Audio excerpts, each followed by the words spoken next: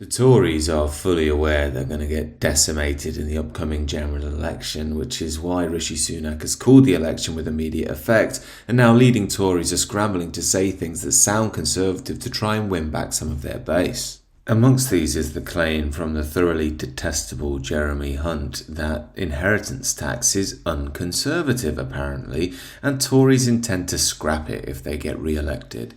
This just shows the sheer contempt in which modern Tories hold the electorate. They've had 14 unbroken years to scrap inheritance tax, yet now they're about to be ousted. They're trying to play to the gallery. They also think we're completely stupid when Rishi Sunak states things like he wants to bring back national service. Now obviously, for the conservatively minded among us, national service isn't that unpopular. I myself would have benefited from it as a young man. It builds unity, structure, discipline and a loyalty to the country. Yet these are the very values that Rishi Sunak, the modern Tory party and the liberal establishment on the whole despise. So while I and many others would love to see the return of national service for young men to equip them to deal with life in the values of the country that I love and value, modern national service would speak only to the views and values of the liberal establishment. In any national service of this kind, young men wouldn't be learning the values of personal responsibility and self-restraint,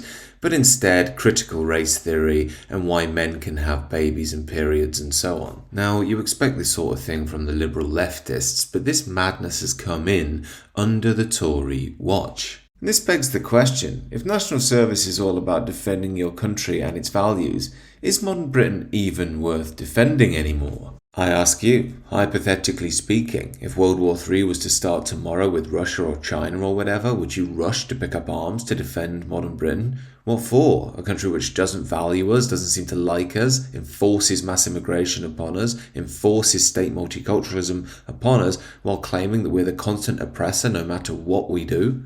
I'm sure many British people, for honour and justice and their own interests, would be willing to fight just like our ancestors did. However, our leaders do not stand by those interests. They are interested in the policies of the globalist elite, led by company men like Rishi Sunak. There really is no better representative for corporate globalism than Rishi Sunak. He's married to an Indian billionaire heiress. He has a green card for citizenship in the US. And once he's done being PM over here, he'll probably move on to some CFO role of a major international bank. These people only represent the interests of corporations and themselves. However, I do believe that this cannot stand decades into the future. Eventually there will be some sort of a collapse, probably a balkanization type experience in the UK and Europe. But that's one I think we can look forward to, as it will give us the opportunity to rebuild something in our own interests for the long term. These are just my thoughts, however. Do let me know your thoughts below, especially about whether you'd fight for modern Britain, and do consider subscribing to the channel.